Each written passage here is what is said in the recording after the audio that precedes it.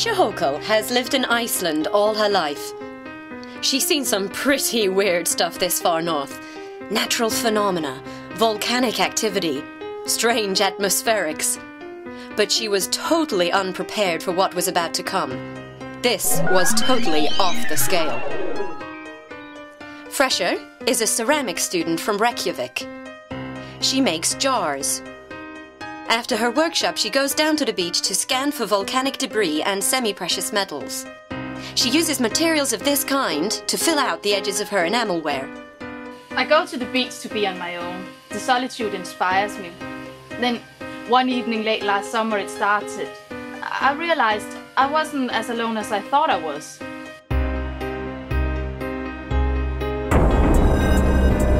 My name is Rona McLear. I live in Drumlummin, a tiny village on the north coast of Scotland. What happened last year can barely be put into words. How can somebody describe such a thing?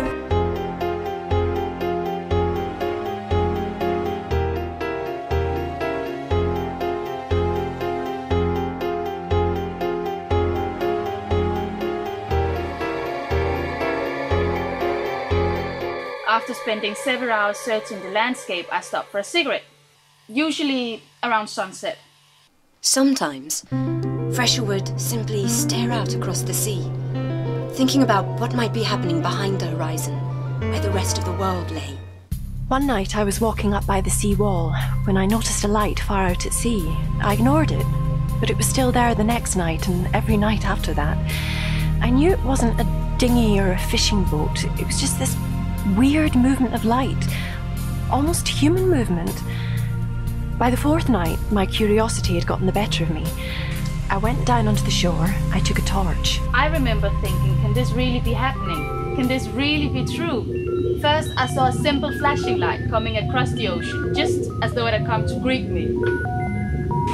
The light seemed to be somehow responding. I would make a shape with my torch, and the same shape would come back, sailing across the surface of the sea. I had no idea where it was coming from. First flashes, then circles, then zigzags, ups and downs, and finally hexagons. Just lights, coming at me from behind the horizon of the sea. This went on for more than a week. Soon I was able to build a communication with the lights. Simple words and phrases at first. I remember thinking these lights are trying to tell me something. My name is Anga Tavland and I'm the manager of the Norwegian pop band In Pain. I live in Bergen, which is on the western coast of Norway.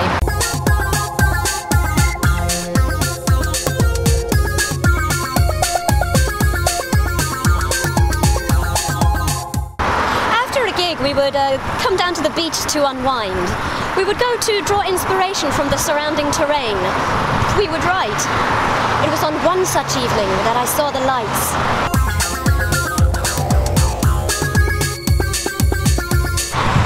Randomly at first, but they were definitely coming from both the north and south. I observed, I absorbed, I knew.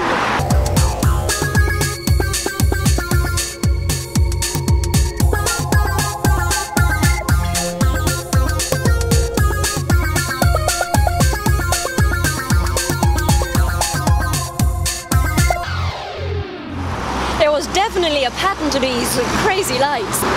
I studied the way they danced across the ocean, and I identified a vocabulary, so I decided to participate. Look!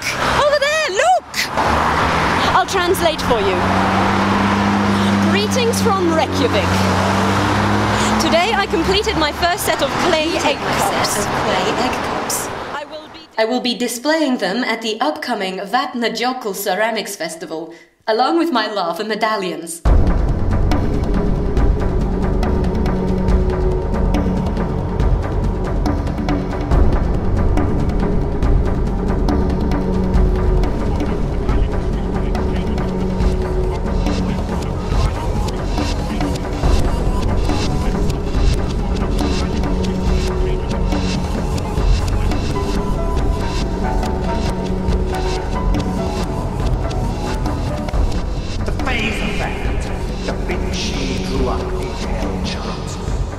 We're always on the lookout for others.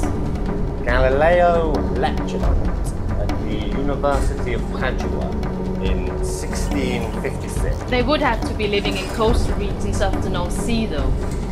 And I will now explain. I feel like I started a new trend. After seeing the phase effect, I feel so inspired. It's mesmerizing and amazing. Totally unique. The phase effect is the result of two naturally occurring phenomena. One atmospheric, the other cosmic. The atmospheric element is what we meteorologists know as transpheric luminogue crystallization, a condition which takes place in the ocean regions of the far north. Microscopic 16-sided lumps of ice formulate in the freezing air just above the surface of the sea. This manifests as an enormous invisible field of ice which can stretch on for hundreds of miles. Now, consider the cosmic element. Once every 207 years, our sun's polar magnetic propulsions reach critical mass. At its height, solar flares can penetrate the upper aurora layer in the atmosphere. If this should happen during transpheric luminocrystallization, then these tiny 16-sided lumps of ice become high-intensity mirrors. Any reflection they pick up will be bounced through the field of ice and across the sea at very, very high speeds. Throughout history, tales have been told of ghostly apparitions and phantom visions way out at sea. Ancient seafarers wrote of mysterious lights appearing seemingly from nowhere. Witnesses described seeing entire cities appearing, and they were hundreds of miles from land. Phantoms? Ghosts? No. They were witnessing exaggerated projections, refracted light picked up at one point and accelerated across the sea at very high speeds directly into the retina of a curious observer.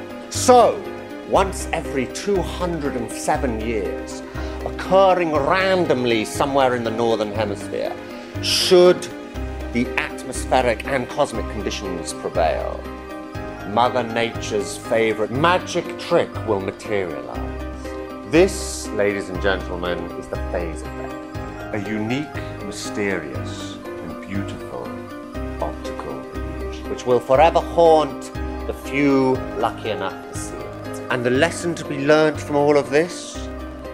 Don't believe everything you see. I checked out the phase effect on the web. It says just as quickly as it comes, it vanishes. There'll be nothing like it for another 207 years. Despite getting to know Fraser and Olga like this, I don't think we'll ever meet. I feel it would betray the channel of understanding we've shared across the sea. The three of us will never meet in person. We were meant to communicate for a while through the phase effect. I respect the universe for that. But I often imagine Fresher, on that beach in Iceland, scanning for rocks and metal in solitude. I still think about the messages we exchanged for those few weeks last summer. Sometimes I look out across the sea, secretly hoping I might glimpse something from behind the horizon. But the phase effect has gone back to the universe. And I know it's over. It's over.